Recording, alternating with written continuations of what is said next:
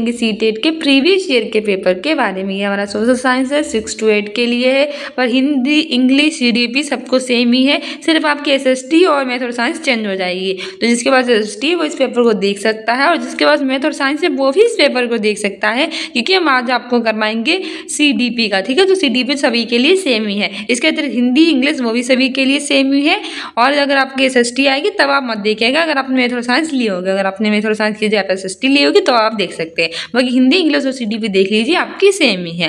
ठीक है, हमारा पहला क्वेश्चन कह रहा है विकास का कौन सा पहलू समाज के कौशल, मूल्य व रवैया के अधिग्रहण व अंतर व्यक्तित्व रिश्ते बनाने से संबंधित है। Which aspects of development deals with the acquisition of skills, values and attitudes of the society and formation of healthy interpersonal relationship. पहला है कॉग्निटिव डेवलपमेंट, संज्ञानात्मक विकास। दूसरा है सोशल डेवलपमेंट, सामाजिक विकास। तीसरा है इमोशनल डेवलपमेंट, संवेगात्मक विकास। और चौथा है फिजिकल डेवलपमेंट, शारीरिक विकास। सही आंसर इसमें हमारा हो जाएगा ऑप्शन बी, सामाजिक विकास यानी कि सोशल डेवलपमेंट। ठीक है, हमारी व्याख्या भी कह रही है कि सामाजिक विकास वह प्रक्रिया है जिसके द्वारा वह समाज की परंपराओं और रूढ़ियों के अनुसार व्यवहार करता है। सामाजिक विकास कौन सी प्रक्रिया होती है, कैसी प्रक्रिया होती है, जिसके द्वारा जो व्यक्ति होता है वो समाज की कुछ परंपराएं और जो रूढ़ियां होती हैं उनके द्वारा क्या करता है, व्यवहार करता है तथा अन्य लोगों से सहयोग करना सीखता है। जो बाकी लोग होते हैं उनसे भी क्या करता है कि सहयोग करना वो सीख लेता है। सामाजिक विकास यानी सोशल डेवलपमेंट समाज के कौशल, मूल्य और क्रिया के अधिग्रहण व अंतर व्यक्तित्व रिश्ते बनाने से संबंधित होते हैं। अगले शब्दों में हम ये भी कह सकते हैं कि सामाजिक विकास का अर्थ होता है बालक का समाजीकरण करना। किसका, जो स्टूडेंट्स होता है, जो चाइल्ड होता है, जो बच्चा होता है, उसका क्या करना, उसका समाजीकरण करना ही होता है सामाजिक विकास का अर्थ। ठीक है, कि व्यक्ति जो रहता है वो कहाँ रहता है, समाज में रहता है। तो समाज में रहकर तो वो अपनी आवश्यकताओं को पूरा करेगा, क्योंकि समाज में कई सारे लोग होते हैं, कई सारे लोगों से मिलकर समाज बनता है और समाज में ही व्यक्ति अपनी आवश्यकताओं को पूरा करता है। अकेला इस दुनिया में जन्म लेगा और अकेला चलेगा तो कुछ कर नहीं पाएगा ना, क्योंकि अपनी जन्मजात शक्तियों और प्रवृत्तियों का विकास करता है और इसकी समझ शक्तियों का विकास का आचरण, व्यवहार का परिमार्जन और सामाजिक गुणों का विकास समाज वातावरण में ही संभव होता है। उसका विकास कहाँ संभव होता है, समाज के वातावरण में। अगला क्वेश्चन कह रहा है कि निम्न में से कौन से कारक बच्चे के संपूर्ण विकास के लिए जिम्मेदार है। Which of the following factors contributes towards overall development of a child. Option A है हेरिडिटी, आनुवंशिकता। ऑप्शन बी है फिजिकल एनवायरनमेंट, भौतिक वातावरण। ऑप्शन सी है सोशल कॉन्टेक्स्ट, सामाजिक परिवेश। ओनली है केवल एक सही है। दूसरा है ओनली सेकंड एंड थर्ड, केवल सेकंड और थर्ड सही है। तीसरा है ओनली फर्स्ट सेकंड, केवल पहला दूसरा सही है। चौथा है only first second and third, केवल पहला दूसरा और तीसरा सही है। इसमें हमारा सही आंसर हो जाएगा ऑप्शन डी। ठीक है, फर्स्ट सेकंड और थर्ड यानी केवल पहला दूसरा और तीसरा सही है। कौन कौन सा, हेरिडिटी आनुवंशिकता, भौतिक वातावरण और सोशल कॉन्टेक्स्ट यानी कि आनुवंशिकता, भौतिक वातावरण, सामाजिक परिवेश सभी सही हैं। कैसे, क्योंकि हमारी व्याख्या कह रही है कि मानव विकास का सामान्य अर्थ व्यक्ति के संपूर्ण व्यक्तित्व में आयु के साथ आए जो परिवर्तन है उनसे होता है। मानव के विकास का सामान्य अर्थ क्या होता है कि व्यक्तित्व का जो पूरा व्यक्तित्व है उसकी आयु के साथ उसमें कुछ परिवर्तन आते हैं उनसे होता है। और विकास व्यक्ति के मानसिक, भावात्मक, सामाजिक, नैतिक आदि पक्षों में परिवर्तन से होता है। व्यक्ति का क्या होता है, मानसिक, उसका भावात्मक, उसका सामाजिक और जो नैतिक आदि पक्ष होते हैं उसमें क्या हो जाता है कि परिवर्तन है वो हो जाता है। ठीक है, यह विकास प्रक्रिया मानव जीवन में गर्भावस्था से लेकर मृत्यु प्रांत तक चलती है। और ये प्रक्रिया कब चलती है, जब व्यक्ति का जन्म होता है तब से ये प्रक्रिया चलना स्टार्ट हो जाती है। ये प्रक्रिया जब व्यक्ति गर्भावस्था में आता है, जब व्यक्ति गर्भ धारण करता है तब से स्टार्ट होती है और मृत्यु पर्यंत यानी व्यक्ति की मृत्यु के बाद तक ये जो प्रक्रिया चलती है। ठीक है, मृत्यु पर्यंत यानी मृत्यु तक चलती रहती है और विकास का क्षेत्र अति व्यापक होता है। तो आपसे पूछ लेगा कि विकास का क्षेत्र कैसा है, व्यापक है कि सूक्ष्म है। तो व्यक्ति का क्षेत्र है विकास का वो बहुत ही ज्यादा व्यापक है। और ये प्रक्रिया कब से कब तक चलती है, तो गर्भावस्था से मृत्यु पर्यंत तक चलती है। ठीक है, और मानव के विकास का सामान्य अर्थ क्या होता है, तो व्यक्ति के संपूर्ण व्यक्तित्व में आयु के साथ आए परिवर्तन से होता है। ठीक है, और कहाँ कहाँ परिवर्तन होता है? तो मानसिक, भावात्मक, सामाजिक और नैतिक पक्षों में परिवर्तन होता है, ये याद रखना। विकास का क्षेत्र कैसा होता है? व्यापक। बच्चों के संपूर्ण विकास में निम्न कारक जिम्मेदार है। पहला है अनुवांशिकता यानी हेरेडिटी। कैसे? शरीर की जो संरचना होती है, जो लिंग भेद होता है, संवेगात्मक विशेषताएं होती हैं, जो बुद्धि होती है, जो वंश प्रजाति होती है, अतिरिक्त संरचना होती है। जबकि भौतिक वातावरण की बात करें, फिजिकल एनवायरनमेंट की, तो लोलेकफील्ड ने वातावरण के प्रभाव को इस तरह से व्यक्त किया है कि वातावरण में प्रत्येक वस्तु है जो व्यक्ति को पितरों के अतिरिक्त अन्य सभी बातों को प्रभावित करती हैं। किसने कहा था? बोरिंग, वेल्ड और लोलेकफील्ड ने कहा था कि व्यक्ति को पितरों के अतिरिक्त अन्य सभी बातों को प्रभावित करती है, वह उसके लिए क्या है? वातावरण। सामाजिक परिवेश, सोशल कॉन्टेक्स्ट में क्या होता है? जीवन की आवश्यक सुविधाएं, समाज और संस्कृति, पारिवारिक पृष्ठभूमि, रोग तथा चोट और तथा विद्यालय। ठीक है, अगला क्वेश्चन क्या रहा है कि वह प्रक्रिया जिसमें एक बच्ची अपने माता पिता समकक्षी व्यक्तियों से अंतःक्रिया करके सामाजिक कौशल, विचार व मूल्य सीखती है, डैश कहलाती है। In the process in which a child picks up social skills, ideas and value, interactions with parents, teachers, peers and significant others। Option है scaffolding, part. Option B socialisation, समाजीकरण। ऑप्शन सी है metacognition, अधिसंज्ञान। Option D है integration यानी कि एकीकरण। से answer हो जाएगा ऑप्शन बी समाजीकरण। ठीक है, हमारी व्याख्या भी कह रही है कि एक ऐसी प्रक्रिया जिसमें जो बच्ची होती है वो अपने माता पिता के साथ अपने समकक्षी और अन्य महत्वपूर्ण व्यक्तियों से जब अंतःक्रिया करके समाज के कौशल, विचार और मूल्यों को सीख लेती है तो वह क्या कहलाता है? समाजीकरण। समाजीकरण के द्वारा क्या होता है कि इसके मानदंडों और अपेक्षाओं को सिखाकर एक सामाजिक समूह में भाग लेने के लिए इसे तैयार किया जाता है। और 3 प्राथमिक लक्ष्य होते हैं समाजीकरण के। कितने लक्ष्य होते हैं समाजीकरण के? तो 3 होते हैं। कौन कौन से होते हैं? आवेग नियंत्रण सीखना, विवेक विकसित करना, लोगों को कुछ सामाजिक भूमिका निभाने के लिए तैयार करना। नंबर 1 है आवेग नियंत्रण सीखना, यानी आवेग पर नियंत्रण कैसे रखा जाता है वो सीखना। विवेक को विकसित करना, किसी भी सोचने समझने की क्षमता जो होती है उसको विकसित करना, विवेक विकसित करना। लोगों को कुछ सामाजिक भूमिका निभाने के लिए तैयार करना है कि प्रत्येक व्यक्ति के समाज में कुछ ना कुछ भूमिकाएं होती हैं, उनको निभाने के लिए उन्हें तैयार करना। और अर्थ व मूल्य के साझा स्रोतों की खेती करना। इसके द्वारा व्यक्ति समाज में संस्कृति, आदर्श, मूल्य और परंपरा के अनुरूप जो व्यवहार है वो करना सीख लेता है। चलना, बोलना, खाना, कपड़ा पहनना, पढ़ना लिखना, ये सभी क्रियाएं व्यक्ति कहाँ से सीखता है? समाज में ही सीखता है। ठीक है, आगे बढ़ते हैं। अगला क्वेश्चन क्या है कि पियाजे के सिद्धांतों के अनुसार उस प्रक्रिया को जिसमें बच्चे या तो नए स्कीमा का निर्माण करते हैं या अपने स्कीमा में बदलाव करते हैं को क्या कहते हैं? In Piaget's theory the process in which children either modify their schemas और make new ones due to direct interaction with the environment is called.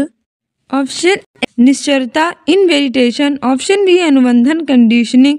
Option C है संतुलीकरण, अडेप्टेशन। और ऑप्शन डी है अनुकूलन यानी कि इक्विलिब्रेशन। सही आंसर हो जाएगा ऑप्शन सी संतुलीकरण। ठीक है, हमारी व्याख्या भी कह रही है कि पियाजे के सिद्धांत के अनुसार संतुलीकरण वह प्रक्रिया होती है जिसमें बच्चे या तो नए स्कीमा का निर्माण करते हैं या फिर अपने स्कीमा में बदलाव करते हैं। तो संतुलीकरण होता क्या है? अडेप्टेशन होता है एक ऐसी प्रक्रिया जिसमें बच्चे या तो नए स्कीमा का निर्माण कर लेते हैं या फिर उसका जो स्कीमा होता है उसमें वो अपने चेंजेस कर लेते हैं। पियाजे ने संज्ञानात्मक विकास के सिद्धांत में आत्मसातकरण, समायोजन और संतुलीकरण कुछ ऐसे तरीके हैं जिनके माध्यम से बच्चे क्या करते हैं कि नए अनुभवों को पहले से मौजूद संज्ञानात्मक संरचनाओं यानी स्कीमा में एकीकृत करते हैं। ठीक है, और संतुलीकरण क्या होता है? पियाजे का मानना था कि सभी बच्चे आत्मसातकरण और समायोजन के बीच संतुलन बनाने की कोशिश करते हैं। पियाजे ने कहा था कि उनका ये मानना था कि जो आत्मसातकरण और समायोजन के बीच संतुलन बनाने की कोशिशें बच्चे हैं वो करते हैं, जिसे एक क्रिया विधि के माध्यम से प्राप्त कर सकते हैं, जिससे ये वह प्रक्रिया थी जिसने बच्चों को अपने अनुभव के बेहतर और अधिक परिष्कृत ज्ञान की ओर अग्रसर किया गया था। आगे बढ़ते हैं। अगला क्वेश्चन कह रहा है कि अकॉर्डिंग टू जीन पियाजे children in concrete operational stage can think logically but have difficulty in, यानी जीन पियाजे के अनुसार मूर्त संक्रियात्मक अवस्था में बच्चे तर्कपूर्ण ढंग से सोच पाते हैं पर उन्हें देश में कठिनाई आती है। ऑप्शन ए प्रतीकात्मक प्रतिनिधित्व, ऑप्शन बी है संरक्षण के कार्य, ऑप्शन सी है परिकल्पित निगमनात्मक तर्क और ऑप्शन डी है क्रमबद्धता के कार्य। सही आंसर इसमें हमारा हो जाएगा ऑप्शन सी परिकल्पित निगमनात्मक तर्क। ठीक है, हमारी व्याख्या भी कह रही है कि जीन पियाजे के अनुसार मूर्त संक्रियात्मक अवस्था में जो बच्चे होते हैं वो तर्कपूर्ण ढंग से सोच पाते हैं। ठीक है, उनकी जो थिंकिंग होती है वो तर्कपूर्ण ढंग से हो जाती है किसमें, मूर्त संक्रियात्मक अवस्था में, पर उन्हें परिकल्पित निगमनात्मक तर्क में कठिनाई आती है। पर प्रॉब्लम किसमें आती है, परिकल्पित निगमनात्मक तर्क में। मूर्त संक्रियात्मक अवस्था में बच्चे संबंधपरक शब्दों को समझने और उनसे संबंधित होने में सक्षम होते हैं। समय, आकार, स्थान और दूरी जैसे संबंधपरक शब्द इस अवस्था में अधिक आसानी से समझे जाते हैं और अवधारणा बनाते हैं। परिकल्पित निगमनात्मक तर्क आमूर्त संक्रियात्मक अवस्था के दौरान विकसित होती है। कौन सी, परिकल्पित निगमनात्मक तर्क जो होती है वो आमूर्त संक्रियात्मक अवस्था होती है, इसके दौरान विकसित होती है, जिनसे बालक होता है वो किसी समस्या का समाधान कैसे कर सकता है, इजीली कर सकता है। ठीक है, जीन पियाजे के बारे में याद रखना, एग्जाम्स के लिए इम्पोर्टेंट है। अगला क्वेश्चन कह रहा है कि कोहल वर्ग के अनुसार बच्चे किस अवस्था में नियमों को निश्चित और निरपेक्ष मानते हैं। According to Kohlberg at which stage do children see rules as fixed and. Option A है सजा और आज्ञाकारिता विन्यास, पनिशमेंट एंड ओबीडियंस और रिटेंशन। दूसरा कह रहा है सामाजिक अनुबंध विन्यास, सोशल कॉन्ट्रैक्ट ओरिएंटेशन। तीसरा कह रहा है सार्वभौमिक नैतिक सिद्धांत विन्यास, यूनिवर्सिपल्स और इंटेंशन। और ऑप्शन डी हमारा कह रहा है, डी है अच्छा लड़का अच्छे लड़के विन्यास, गुड बॉय गुड गर्ल और इंटेंशन। सही आंसर हो जाएगा हमारा ऑप्शन है सजा और आज्ञाकारिता विन्यास। कोहल वर्ग के अनुसार बच्चे जो होते हैं वो सजा और आज्ञाकारिता विन्यास अवस्था में नियमों को निश्चित और निरपेक्ष मानते हैं। हमारी व्याख्या भी कह रही है कि कोहल वर्ग के अनुसार बच्चे के पूर्व परंपरागत अवस्था के पहले चरण सजा और आज्ञाकारिता विन्यास में नियमों को निश्चित और निरपेक्ष मानते हैं। दंड और आज्ञा पालन यानी कि पनिशमेंट एंड ओबीडियंस चरण में जो बच्चा होता है वो सही गलत के मध्य अंतर का चयन उनके प्रति दूसरों के व्यवहार के अनुसार कर लेता है। अर्थात वे गलत कार्य करता है तो उनके घर वालों से वे दंड प्राप्त कर लेता है, और अगर कोई अच्छा कार्य करता है तो उन्हें व्यक्ति के द्वारा पुरस्कार या फिर तारीफ जो होती है वो सुनने को मिलती है। ठीक है, अगला क्वेश्चन कह रहा है कि निम्न में से किसे सामाजिक रचनावादी सैद्धांतिक के रूप में भी जाना जाता है। Who among the following is also known as social constructivist theories.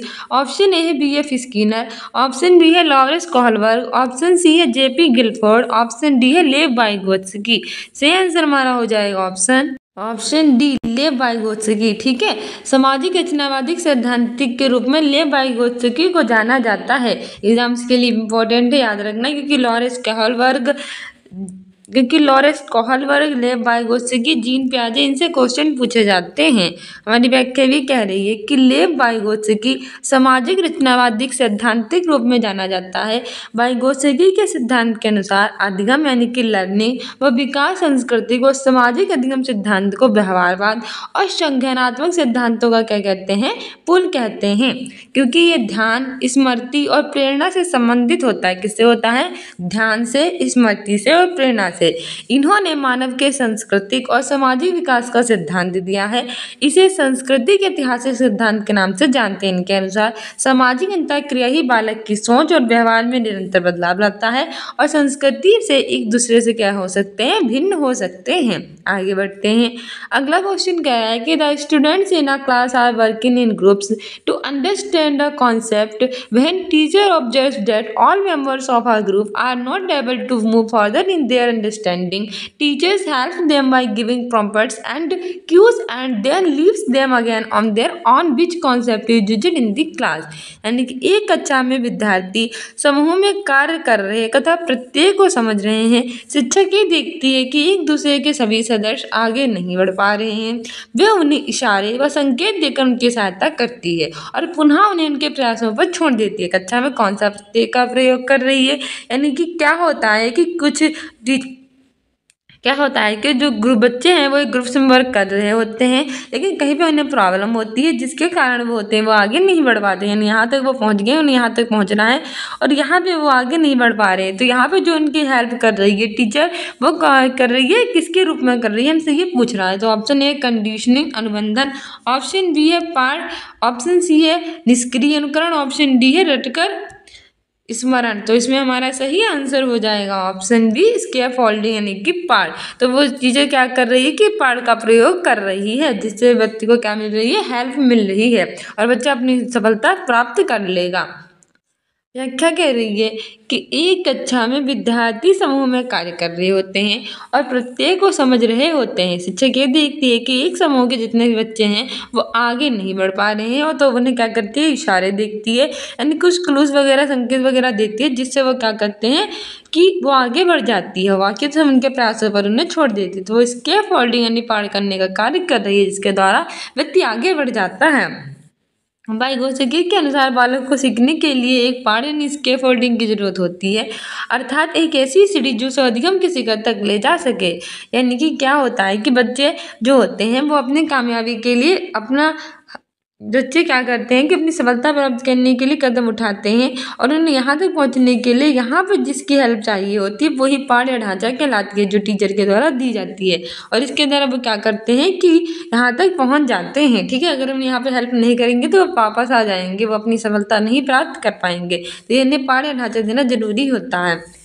यह पाठ छात्र के अनुभव, कौशल, ज्ञान का उत्तम विकास करने हेतु बहुत आवश्यक होता है। इसके अंतर्गत छात्र क्रमबद्ध रूप से अपना क्या कर लेते हैं, संज्ञानात्मक विकास करता है। ठीक है, आगे बढ़ते हैं।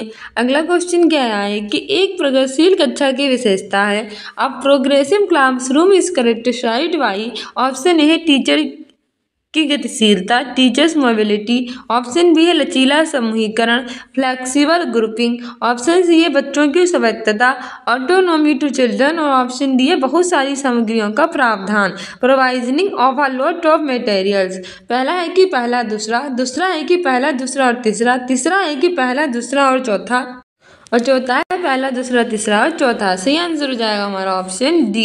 इसमें हमारा पहला शिक्षक की गतिशीलता, दूसरा लचीला समूहीकरण, तीसरा बच्चों की स्वायत्तता और चौथा बहुत सारी सामग्रियों का प्रावधान सारे सही हैं। ठीक है, हमारी व्याख्या भी कह रही है कि एक प्रगतिशील शिक्षा में प्रगतिशील कक्षा एक पक्ष होता है जिसमें प्रत्येक छात्र कैसे होते हैं, स्वतंत्रता पूर्वक अनुभवों, शिक्षक और साथियों के सहयोग के द्वारा शिक्षा को ग्रहण करते हैं। प्रत्येक बच्चे की क्षमता में विश्वास कैसा होता है, प्रगतिशील शिक्षा की अवधारणा का केंद्र होता है क्योंकि यह सामग्री और अनुभवों के साथ जुड़कर विद्यार्थियों के जो कौशल और समझ होती है उसको बढ़ने पर जोर देता है। और प्रगतिशील कक्षा की कई सारी विशेषताएं होती हैं। तो प्रगतिशील कक्षा की विशेषताएं क्या होती हैं, वो ज्ञान के निर्माण में पर्याप्त अवसर प्रदान करते हैं कि हमारे ज्ञान में निर्माण, इसके लिए कई सारे हमें जो अपॉर्चुनिटीज होती है वो प्रदान की जाती हैं। शिक्षक की गतिशीलता होती है, लचीला समूहीकरण होता है, समूहीकरण कैसा होता है, लचीला, बच्चों की स्वायत्तता होती है, बहुत सारी सामग्रियों का प्रावधान होता है। ठीक है, आगे बढ़ते हैं। अगला क्वेश्चन कह रहा है कि कौन सी बुद्धि में शामिल है बिंबों को कुशलतापूर्वक संचालन करने की क्षमता, आलेख के कौशल और तर्क उनका जिनके दो से अधिक विमतियां हैं। The abilities interest include manipulating images, graphics, skills and reasoning, anything that would include more than two. Option A है तर्क गणितीय बुद्धिमत्ता, लॉजिको मैथमेटिकल इंटेलिजेंस, भी है शारीरिक गति संवेगात्मक बुद्धि, काइनेस्टिक इंटेलिजेंस, ऑप्शन सी अंतर व्यक्तित्व बुद्धि, इंट्रापर्सनल इंटेलिजेंस, चौथा है स्थानिक बुद्धि स्पेटिकल इंटेलिजेंस। तो बताइए कि बिंबों को कुशलतापूर्वक संचालन करने की क्षमता, आलेख के कौशल और तर्क जिनका दो से अधिक विमतियां वो कौन सी बुद्धि में शामिल है। सही आंसर हमारा हो जाएगा ऑप्शन डी स्थानिक बुद्धि। ठीक है, ऑप्शन डी सही हो जाएगा। हमारी व्याख्या की कह रही है कि बिंबों को कुशलतापूर्वक संचालन करने की जो क्षमता होती है, जो आलेख होते हैं उनके कौशल और तर्क, जिनके दो से अधिक विसंगतियां होंगी उनकी सभी गार्डनर द्वारा प्रतिपादित स्थानिक बुद्धि यानी कि स्पैटिकल इंटेलिजेंस में आती है। स्थानिक बुद्धि जो होती है वो स्थानिक दृश्य जानकारी को प्रभावी ढंग से देखने, समझने और उपयोग करने की क्या होती है, कैपेसिटी होती है।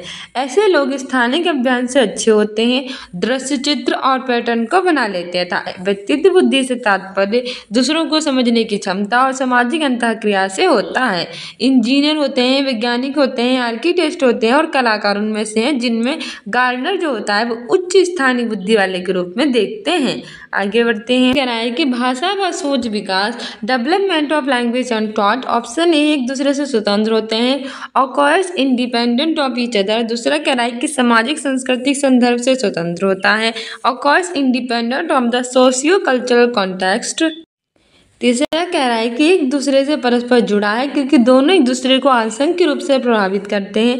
Is interrelated since they interact in myriad ways to influence each other. केवल आनुवंशिकता से प्रभावित होता है, ना कि पर्यावरणीय कारकों से। It's influenced by heredity only and not environment factors. तो ओनली आ गया है तो गलत हो जाएगा। ठीक है, एक दूसरे तो सही आंसर इसमें हमारा हो जाएगा ऑप्शन सही आंसर इसमें हमारा हो जाएगा ऑप्शन सी कि एक दूसरे से परस्पर जुड़े होते हैं क्योंकि दोनों एक दूसरे को क्या होते हैं, असंख्य रूप से प्रभावित करते हैं। ठीक है, हमारी व्याख्या भी कह रही है कि भाषा व सोच जो होते हैं वो एक दूसरे से परस्पर यानी आपस में क्या होते हैं, जुड़े हुए होते हैं। क्यों? क्योंकि एक दूसरे को ये असंख्य रूप से प्रभावित करते हैं। भाषा और सोच एक दूसरे को परिपोषित करते हैं। भाषा और सोच का कैसा संबंध होता है? अटूट संबंध होता है। सोच से भाषा का जन्म होता है और भाषा जो होती है वो सोच को जन्म देती है। भाषा शिक्षण, भाषा साहित्य को समझते हुए, सामाजिक परिवेश के प्रति जागरूक करते हुए सोच का दायरा बढ़ता है। ठीक है, आगे बढ़ते हैं। अगला क्वेश्चन कह रहा है कि यह संभावित है कि एक बच्ची जो अपने माता पिता को गैर अनुरूपवादी जेंडर व्यवहार करते हुए देखती है, a child who sees his father and mother performing non conformist role is likely to. Option A है जेंडर रूढ़िवादिता का पालन करेगी, follow gender stereotypes. Option B कह रहा है पारस्परिक जेंडर भूमिका पर सवाल उठाएगी, question traditional gender roles. Option C कह रहा है कि जेंडर निरंतरता का पालन करेगी, हैव जेंडर कंसिस्टेंसी।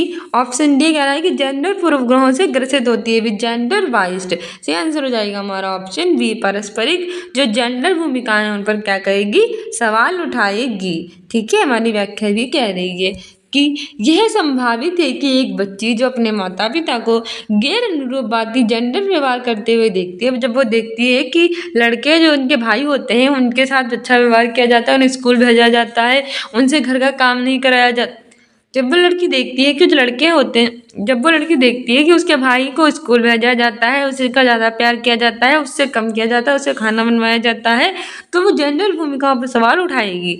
लिंग भूमिकाएं समाज के द्वारा निर्धारित कुछ मानकों पर आधारित होती हैं।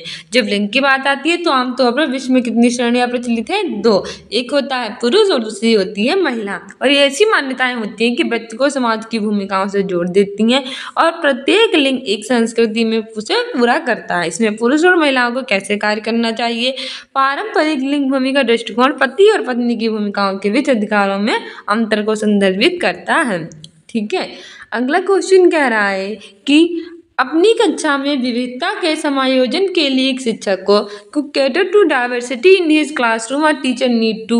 ऑप्शन ए छात्रों की सामाजिक सांस्कृतिक पृष्ठभूमि के प्रति संवेदनशील रहना चाहिए, be sensitive to the social cultural background of the students. Option B है सामान्य निर्देश देने चाहिए और व्यक्तिगत मतभेदों की अवहेलना करनी चाहिए, give uniform instructions and disregarded individual differences. ठीक कह रहा है कि छात्रों के सामाजिक संदर्भ की पूरी तरह से अवहेलना करनी चाहिए। Regard the social context of the students completely, और 14 कह रहा है कि बच्चों को उनके माता पिता के व्यवसाय के आधार पर नामीकरण करना चाहिए। Level the children on the basis of their parents occupation. सही आंसर हो जाएगा इसमें हमारा ऑप्शन। छात्रों की सामाजिक सांस्कृतिक पृष्ठभूमि के प्रति कैसे रखनी चाहिए, संवेदनशील रहना चाहिए। ठीक है, हमारी व्याख्या भी कह रही है कि कक्षा में विविधता से तात्पर्य छात्रों से सामूहिक भिन्नता से है। कक्षा में विविधता से तात्पर्य किससे है? छात्रों की सामूहिक जो भिन्नता है उससे है। ये विभिन्नताएं एक दूसरे को पृथक करती हैं। विभिन्नता क्या करती है? एक दूसरे से पृथक करती हैं। ये विभिन्नताएं संस्कृति, भाषा, लिंग, धर्म, शरीर की जो संरचना होती है, सामाजिक और आर्थिक स्तर होता है, परिवार की संरचना होती है, योग्यताएं, मूल्य और मान्यताएं होती हैं, उनसे संबंधित होते हैं। इसमें शिक्षक की काफ़ी महत्वपूर्ण भूमिका होती है। इसमें जो टीचर होता है उसका काफ़ी इंपॉर्टेंट रोल होता है। वे अपनी कक्षा में विविधता के समायोजन के लिए कई कार्य करता है, जैसे कि छात्रों की सामाजिक सांस्कृतिक पृष्ठभूमि के प्रति संवेदनशील रहना चाहिए। बच्चों को शिक्षा के अलावा जो शैक्षिक गतिविधियां उसमें संलग्न रखता है।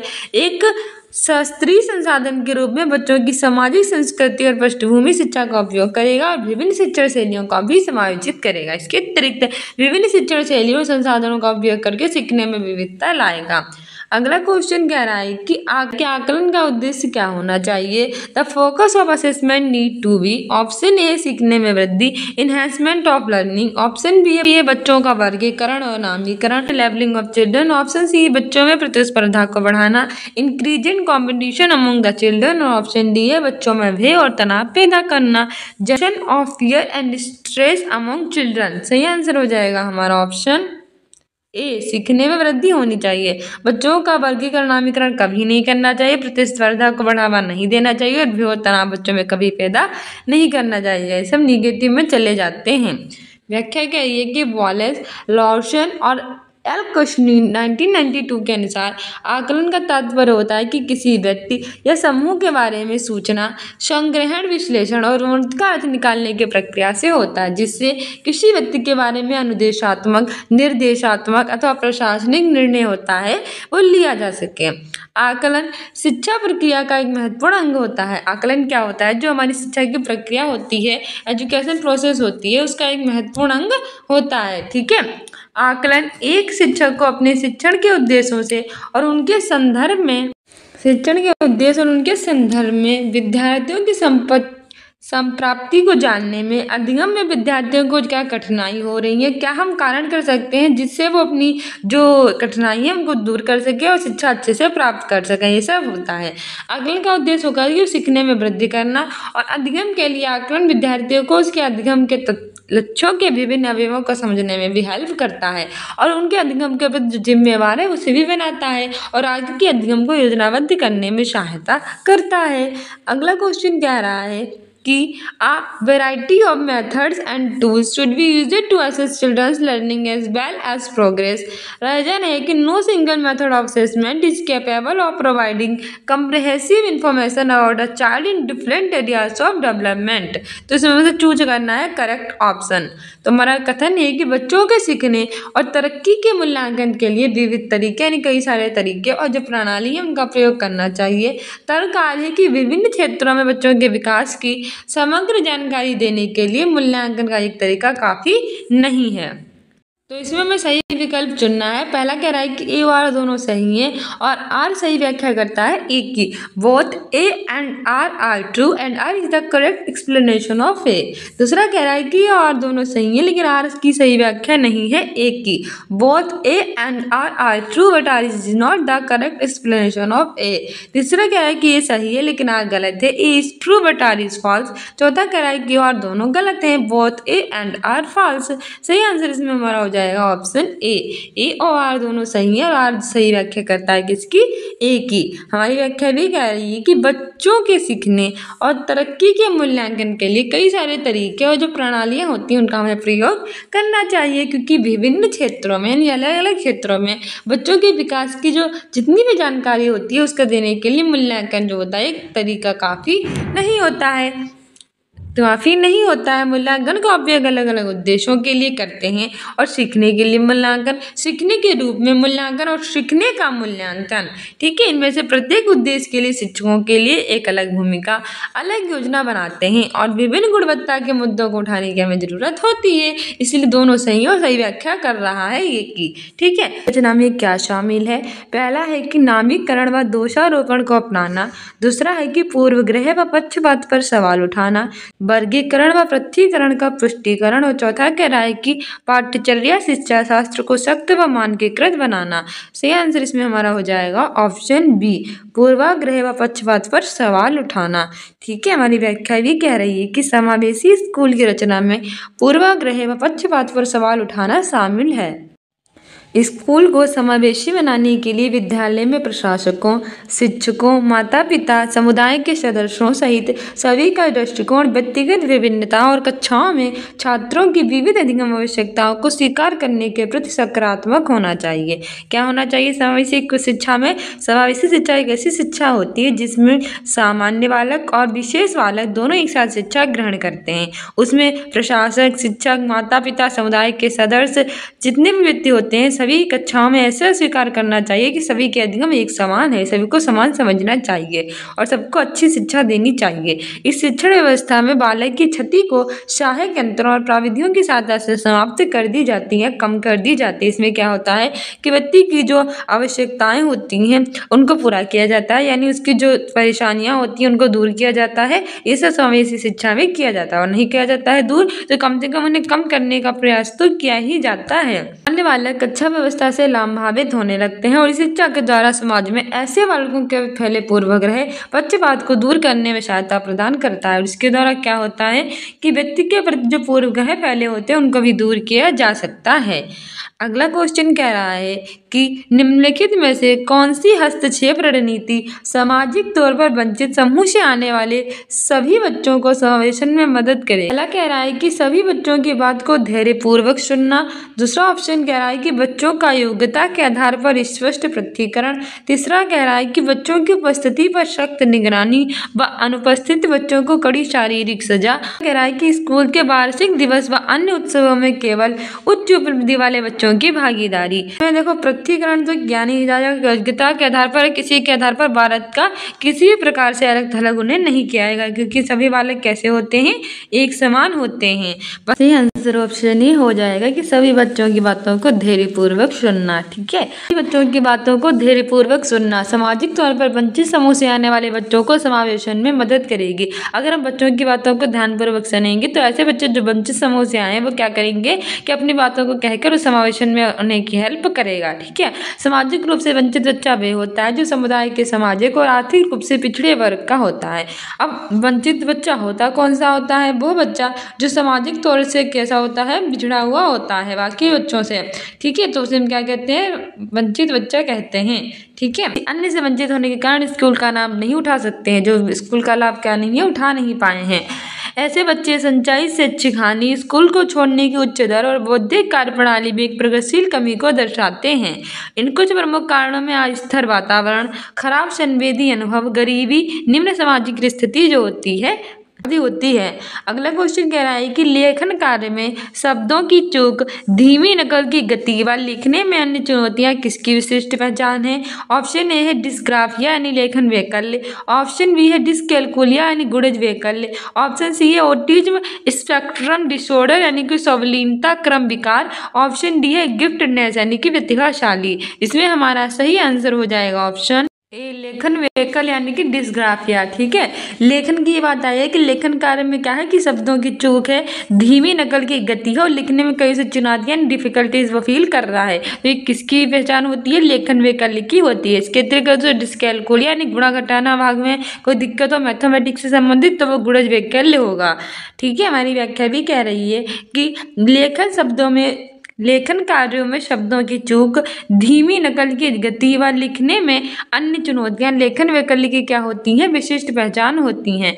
डिस्ग्राफिया एक न्यूरोलॉजिकल स्थिति है। डिस्ग्राफिया कौन सी स्थिति है? न्यूरोलॉजिकल स्थिति है जो लिखित व्यक्ति को प्रभावित करती है, जो हमारी लिखने की क्षमता को क्या करती है, इफेक्ट करती है और ठीक मोटर नियंत्रण को बाधित करती है। यह सीखने की स्थिति मस्तिष्क को प्रभावित करती है और लेखन को बाधित करती है। वही जो वैकल्य होता है तो उसमें क्या प्रॉब्लम्स होती है कि ये न्यूरोलॉजिकल स्थिति होती है, लिखने को उसके प्रभावित करती है और मोटर नियंत्रण को उसकी बाधित कर देती है और इसके अतिरिक्त वो उसके मस्तिष्क पर भी प्रभाव डालती है।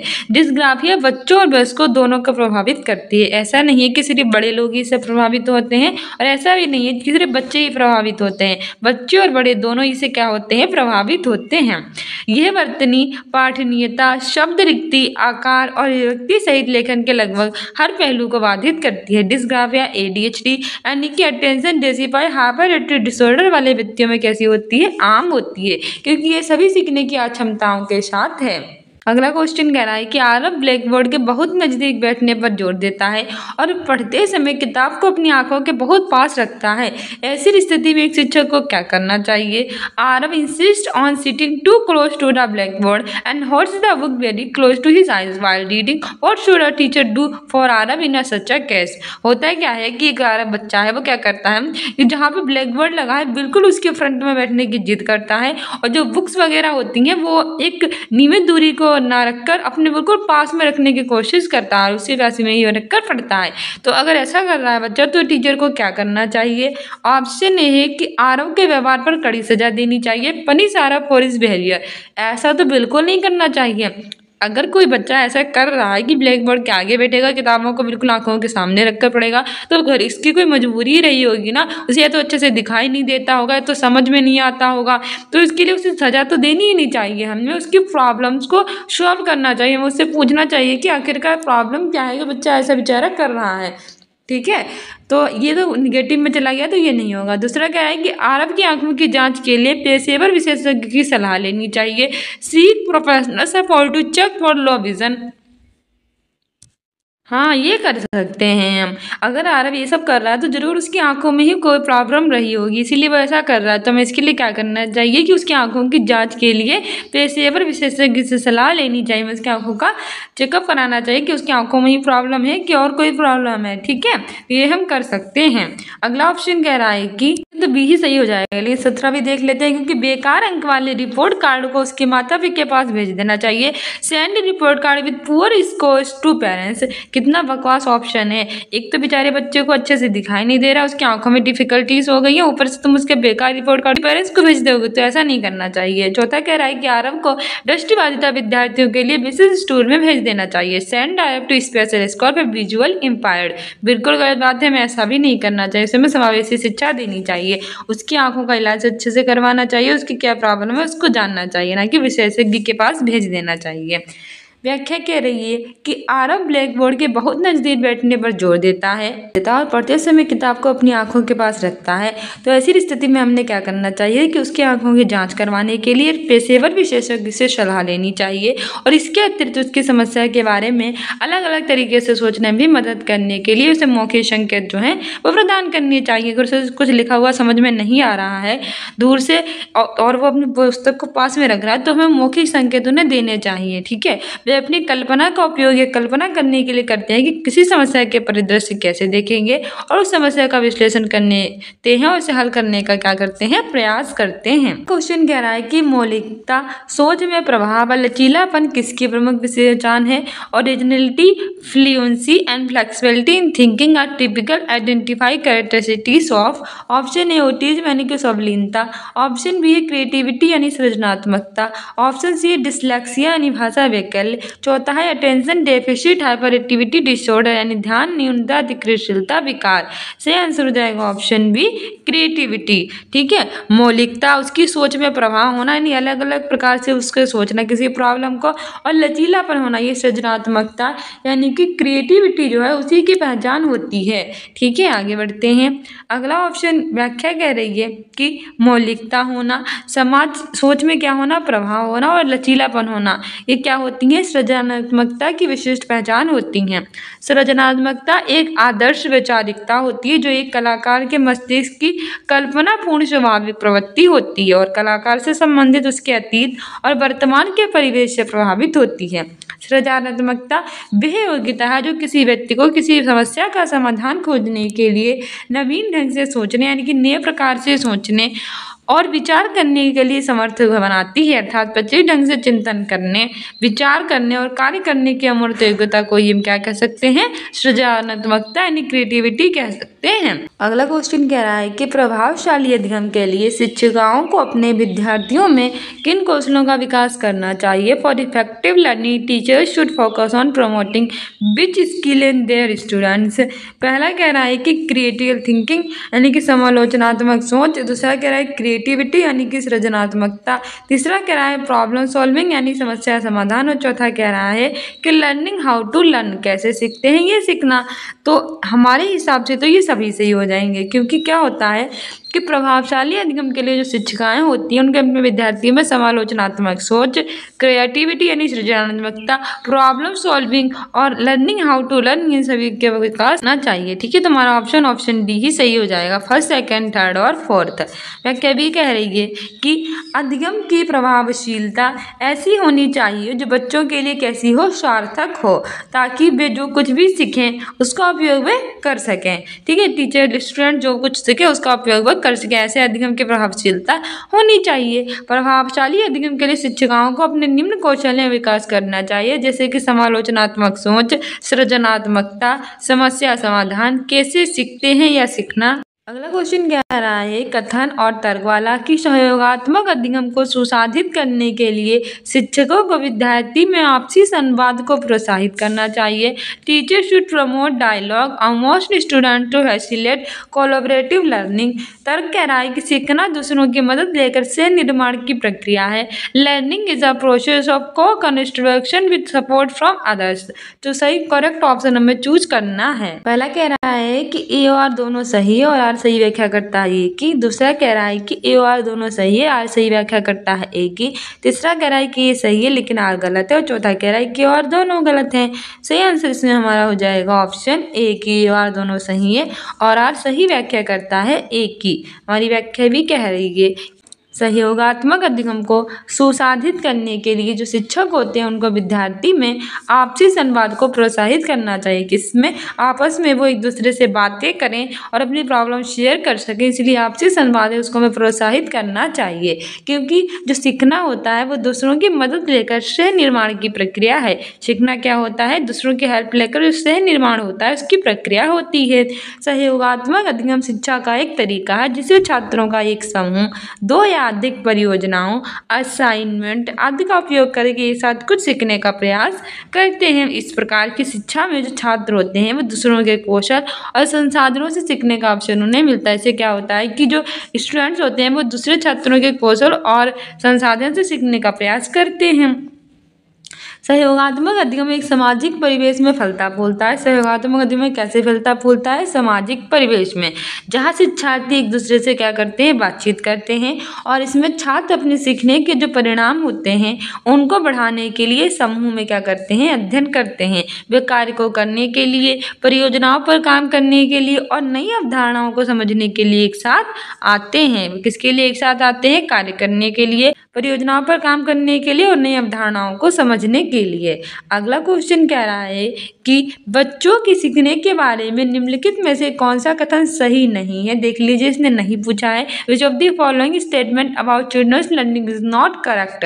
पहला है बच्चे चक्रीय तरीके से सीखते हैं, children's learn in a spiral way. दूसरा कह रहा है कि बच्चे रैखिक तरीके से सीखते हैं, children's learn in a linear manner. तीसरा कह रहा है कि बच्चे अपनी गलतियों और त्रुटियों से सीखते हैं, children's learn from their mistakes and errors. हाँ, ये तो बिल्कुल सही बात है, ये तो सीखते हैं, पर इसमें हमसे नहीं पूछा है। चौथा देख लेते हैं कि बच्चे तब सीखते हैं जब वे सक्रिय संबंध में सक्षम बनाते हैं, children's learn when they are able to make active connection. तो ये भी सही है, कृतियों से करते हैं, ये भी सही है। बच्चे चक्रीय तरीके स्पाइरल वे से सीखते हैं, ये भी सही है, लेकिन रैखिक वे से नहीं सीखते हैं, ये वाला गलत हो जाएगा और हमसे गलत पूछा है तो ऑप्शन बी सही हो जाएगा। ठीक है, हमारी व्याख्या भी कह रही है कि किंग्सले तथा ग्रे के शब्दों में अधिगम एक ऐसी प्रक्रिया है जिसमें व्यक्ति को संतुष्टि की प्राप्ति होती है। किसके अनुसार? किंग्सले और ग्रे के अनुसार। याद रखना, किंग्सले और ग्रे के शब्दों में अधिगम कैसी प्रक्रिया होती है? कैसी प्रक्रिया जिससे व्यक्ति को संतुष्टि की प्राप्ति होती है, प्रेरणा मिलती है और कठिनाई और समस्याओं पर क्या प्राप्त करता है? विजय प्राप्त करता है और अपने व्यवहार को समायोजित करने में समर्थन होता है। अधिगम एक ऐसी प्रक्रिया होती है जिससे व्यक्ति को संतुष्टि मिलती है, प्रेरणा मिलती है, कठिनाई और समस्या पर विजय प्राप्त करता है और अपने व्यवहार को समायोजित करता है। एक अच्छे एवं सुव्यवस्थित शिक्षण का उद्देश्य अच्छा अधिगम होता है। अधिगम सदैव उद्देश्यपूर्ण, लक्ष्योन्मुख होता है। अधिगम की कई सारी विशेषताएं होती हैं, जैसे कि पहली विशेषता है कि अधिगम का वर्तुलाकार तरीका, जिसमें एक छात्र किसी विषय को कई बार शामिल करता है ताकि उन्हें उस पर अच्छी पकड़ मिल सके। ठीक है, अधिगम का कैसा तरीका होता है? वर्तुलाकार। क्यों? क्योंकि इससे विषय को क्या होते हैं, इसमें क्या होता है कि एक छात्र कई सारे विषयों को शामिल कर सकता है जिससे उसे अच्छी पकड़ मिल सके। अगला होता है कि अधिगम व्यवहार के प्रत्येक पक्ष को प्रभावित करता है। अधिगम यानी लर्निंग होती है, वो क्या करती है? व्यवहार का प्रत्येक जो पक्ष होता है उसको प्रभावित करता है, उसमें क्या लाता है? परिवर्तन। अधिगम प्रत्युत्तर अथवा व्यवहार में परिवर्तन लाता है। अधिगम लर्निंग जो होती है वो प्रत्युत्तर व्यवहार होती है, उसमें परिवर्तन लाता है। अधिगम अनुभव अथवा प्रशिक्षण के कारण पूरा या आंशिक रूप से जन्म लेता है। अधिगम अनुभव और प्रशिक्षण के कारण पूरा या फिर कैसे जन्म लेता है? ग्रुप से। ठीक है, अगला क्वेश्चन कह रहा है कि एक रचनावादी कक्षा कक्ष में डेज सीखने का केंद्र है। In a constructed classroom days is a central to learning. Option A है अनुबंधन, कंडीशनिंग। ऑप्शन बी है रटकर स्मरण करना, रोड मेमोराइजेशन। तीसरा है अर्थ बनाना, मीनिंग मेकिंग। और चौथा है वेधन व अभ्यास, ड्रिल एंड प्रैक्टिस। सही आंसर इसमें हमारा हो जाएगा ऑप्शन सी, अर्थ बनाना। ठीक है, मीनिंग मेकिंग।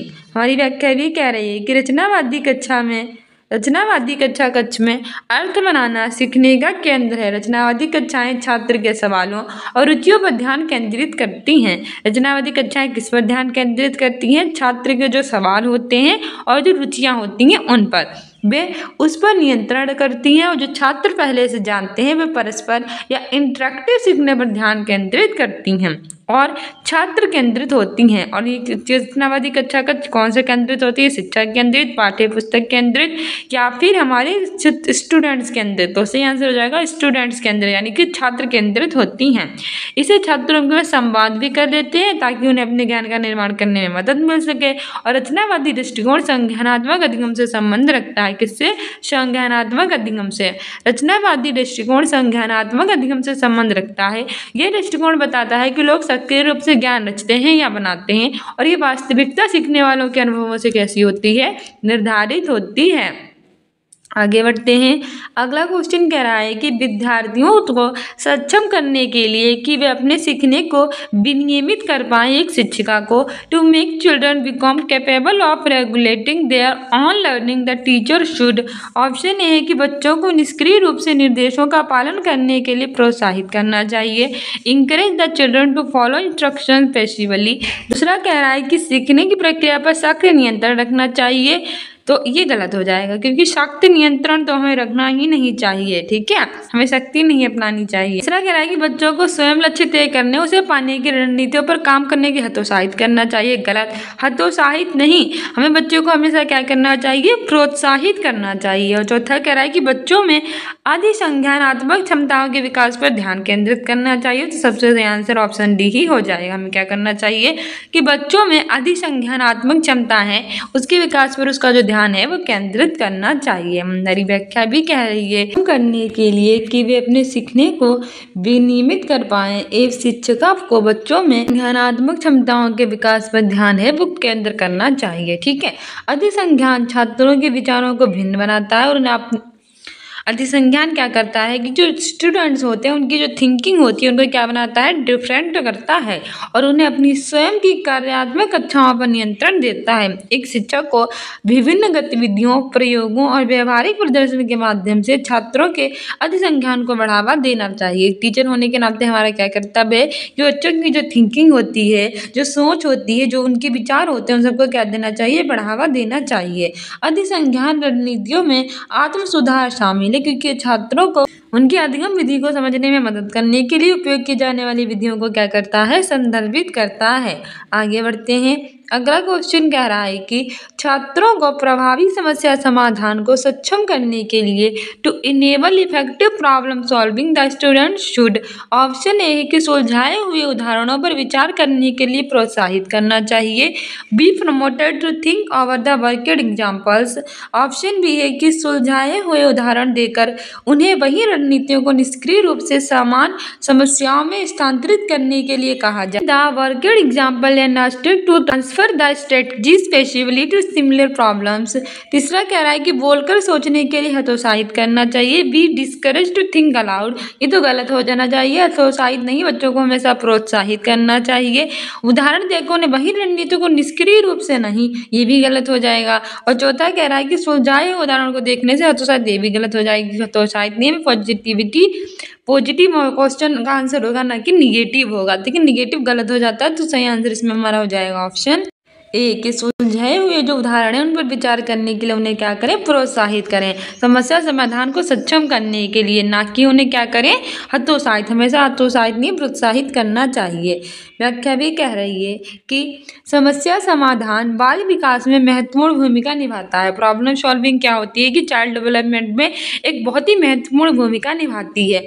ये महत्वपूर्ण कौशल सिर्फ एक समाधान के साथ नहीं आ रहा है, बल्कि इसमें अपनी रचनात्मकता का उपयोग करना, संभावनाओं के माध्यम से सोचना, संभावित योजनाओं या मार्गों के माध्यम से तर्क करना और जटिल समस्याओं या प्रश्नों को हल करने के लिए तर्क का उपयोग करना शामिल होता है। ये हमें पर्यावरण में अवसरों की पहचान करने और उनका फायदा उठाने और भविष्य पर नियंत्रण करने में भी क्या करता है, सक्षम बनाता है। छात्रों को प्रभावी समस्या समाधान को सक्षम करने के लिए सुलझाए हुए उदाहरण को क्या करना चाहिए, प्रोत्साहित करना चाहिए। अगला क्वेश्चन कह रहा है कि एक प्रभावी शैक्षिक रणनीति है या इफेक्टिव लर्निंग स्ट्रेटजीज, ऑप्शन है कि सीखने की प्रक्रियाओं पर शिक्षक का पूर्ण नियंत्रण, total control of the teacher on the learning process, option B कह रहा है कि संकल्पनात्मक मानचित्र बनाना व नई जानकारी को पूर्व जानकारी से जोड़ना, creating concepts maps and associating new information with previous one, और ऑप्शन सी कह रहा है जानकारी को गैर प्रासंगिक बनाना और उसे वियोजित टुकड़े में याद करना, और चौथा कह रहा है कि अनर्थक व्यधन व अभ्यास। तो सही आंसर हो जाएगा ऑप्शन बी, ठीक है, संकल्पनात्मक मानचित्र बनाना और नई जानकारी को पूर्व एवं पहले की जानकारी से जोड़ लेना। हमारी व्याख्या भी कह रही है कि शिक्षण रणनीति की अवधारणा का मतलब है कि सीखने के उद्देश्यों की उपलब्धि हासिल करने के लिए, शिक्षण रणनीति का क्या अवधारणा का मतलब होता है कि सीखने के उद्देश्यों की जो उपलब्धि है उसे हासिल करने के लिए एक नियोजित तरीके से शिक्षण कर्मचारी कार्यवाही करते हैं। शिक्षण रणनीतियाँ कक्षा के निर्देश में कैसी भूमिका निभाती है, बहुत ही महत्वपूर्ण भूमिका निभाती हैं। एक रणनीति के उपयोग के बिना शिक्षक कैसा हो जाता है, लक्ष्यहीन, यानी उसका कोई लक्ष्य नहीं होता है। लक्ष्यहीन रूप से ऐसी जानकारी पेश करेंगे जो शिक्षार्थियों से जुड़ी ही ना हो और संलग्न नहीं करती हैं। रणनीतियाँ शिक्षार्थियों को भाग लेने, जुड़ने और वितरित की जा रही सामग्रियों और उत्साह जोड़ने में मदद करती हैं। संकल्पनात्मक मानचित्र बनाना व नई जानकारी को पूर्व जानकारी से जोड़ना कैसी रणनीति है, एक प्रभावी शैक्षिक रणनीति है। ठीक है, आगे बढ़ते हैं। अगला कह रहा है कि बच्चे अक्सर विभिन्न घटनाओं को समझाने के लिए अपनी स्वयं के सिद्धांत गढ़ते हैं। तर्क कह रहा है कि बच्चे सक्रिय प्राणी हैं जो हमेशा अर्थ बनाने की प्रक्रिया में लगे रहते हैं। तो सही विकल्प चुनना है। पहला कह रहा है कि और दोनों सही है और आर एक की सही व्याख्या है। दूसरा कह रहा है कि और दोनों सही है लेकिन सही व्याख्या नहीं है। तीसरा कह रहा है कि ये सही है लेकिन आर गलत है, कि और दोनों गलत है। तो सही आंसर हो जाएगा ऑप्शन ए कि और दोनों सही है और सही व्याख्या कर रहा है। हमारी व्याख्या कह रही है कि बच्चे अक्सर क्या करते हैं कि अलग अलग घटनाएं होते हैं उनको समझने के लिए जो अपने स्वयं के सिद्धांत हैं उनको गढ़ते हैं। क्योंकि बच्चे कैसे होते हैं, सक्रिय प्राणी होते हैं और हमेशा अर्थ बनाने की प्रक्रिया में लगे रहते हैं। बच्चों की संज्ञानात्मक क्षमताओं और सीखने की शैली में क्या होती है, भिन्नताएं अलग अलग तरीके से होती हैं, तभी तो वे अपना अलग ढंग से सोचते और व्यवहार करते हैं। इसलिए सभी बच्चों की थिंकिंग कैसी होती है, सेम नहीं होती है, सबकी अलग अलग थिंकिंग होती है और विश्लेषण भी वे कैसे करते हैं, अलग ढंग से, और उसी के अनुसार क्या लेते हैं, निर्णय। इसीलिए ये और दोनों सही है और आर एक की सही व्याख्या करता है। अगला क्वेश्चन कह रहा है कि जब विद्यार्थी महसूस करते हैं कि सीखने की गतिविधियों पर उनका नियंत्रण है, तब उनके प्रेरणा का स्तर डैश जाता है और डैश विद्यार्थी बन जाते हैं। When students feel they have control over their learning activity, they maintain this level of the motivation and become dash high self-regulating learners. Option B है high passive learners, option C है low self regulating learners और option D है low passive learners. तो सबसे पहले इसमें क्या हो जाएगा कि जब विद्यार्थी महसूस करते हैं कि सीखने की गतिविधियों पर उनका नियंत्रण है, तब उनकी प्रेरणा का स्तर जो होता है वो कैसा जाता है, बढ़ जाता है। तो कम वाला तो हटा ही दो, बढ़ जाएगा। और वे विद्यार्थी कैसे बन जाते हैं, स्वनियमित बन जाते हैं, ना कि निष्क्रिय। हटा दो तो सही आंसर ऑप्शन ए हो जाएगा। ठीक है, हमारी व्याख्या कह रही है कि जब विद्यार्थी ये महसूस करते हैं कि जो सीखने की गतिविधियां हैं वो उनका नियंत्रण है, तो उनके प्रेरणा का स्तर कैसा हो जाता है, बढ़ जाता है। और वे कैसे महसूस विद्यार्थी बन जाते हैं, स्वनियमित विद्यार्थी बन जाते हैं। अब वे प्रेरणा किसी उद्देश्यपूर्ण व्यवहार से संबंधित होती है। किससे संबंधित है, उद्देश्यपूर्ण व्यवहार से। अब प्रेरणा की प्रक्रिया किसी व्यक्ति द्वारा तब तक आरंभ होती है जब तक किसी असंतुष्ट आवश्यकताओं को वो देखता है। इस प्रकार एक उद्देश्य निर्धारित हो जाता है कि आवश्यकता संतुष्ट हो सके और इसके लिए कार्रवाई सुनिश्चित कर ली जाती है और व्यक्ति को निर्धारित उद्देश्य की ओर जो ले जाती है। अगला क्वेश्चन कह रहा है कि निम्नलिखित में से कौन सी भावना सार्थक सीखने की प्रक्रिया में बाधा डालती है। Which of the following emotions hinders the process of meaningful learning. Option कह रहा है कि चिंता, ऑप्शन बी कह रहा है उत्साह, ऑप्शन सी कह रहा है खुशी, ऑप्शन डी कह रहा है गर्व। तो सार्थक सीखने की प्रक्रिया में बाधा पूछ रहा है, तो खुशी कभी बाधा नहीं डालेगी, उत्साह कभी बाधा नहीं डालेगा, गर्व कभी बाधा नहीं डालेगा। बाधा अगर पूछा है तो बाधा सिर्फ और सिर्फ चिंता डालती है। ठीक है, हमारी व्याख्या भी कह रही है कि चिंता की भावना सार्थक रूप से सीखने की प्रक्रिया में क्या डालती है, बाधा डालती है। चिंता एक छात्र को सतर्क, घबराया हुआ, शर्मीला या भयभीत दिखाई दे सकती है। चिंतित छात्र रो कर या नखरे दिखाकर अपने डर को व्यक्त कर सकते हैं। ऐसे व्यक्ति जिन्हें चिंता होती है वो क्या कर सकते हैं, या तो रो सकते हैं, नखरे दिखाते हैं, इसके द्वारा क्या कर सकते हैं, वो अपने डर को व्यक्त कर सकते हैं। उनके लिए शांत होना बहुत ही ज़्यादा डिफिकल्ट हो जाता है। ये उनके जीवन की अन्य क्रियाकलापों को काफी प्रभावित करता है। और चिंता एक मात्रा तक अच्छी होती है और इसके लक्ष्य से भटकने ना दे, लेकिन इसके अतिरिक्त दुष्परिणाम भी कई सारे होते हैं। ठीक है, तो डियर स्टूडेंट्स, ये था हमारे सीटेट का प्रीवियस ईयर का paper. I hope you like this video. If you like it then like, subscribe and share and don't forget to subscribe this channel. मिलते हैं नेक्स्ट वीडियो में। Keep loving, keep watching, keep sharing. साथ ही अगर आप CTET previous year के primary level के paper देखना चाहते हैं तो सुबह 8 बजे देखा कीजिए, जूनियर लेवल के रात 8 बजे देखा कीजिए, मोस्ट इंपॉर्टेंट करंट अफेयर सुबह 10 बजे कराते हैं वो देखा कीजिए, कम्युनिटी पोस्ट में आंसर दिया कीजिए। स्टूडेंट्स इन अकेडमी को इंस्टाग्राम फेसबुक पे फॉलो कर लीजिए। मिलते हैं नेक्स्ट वीडियो में। Keep loving, keep watching, keep sharing. Thank you. Bye.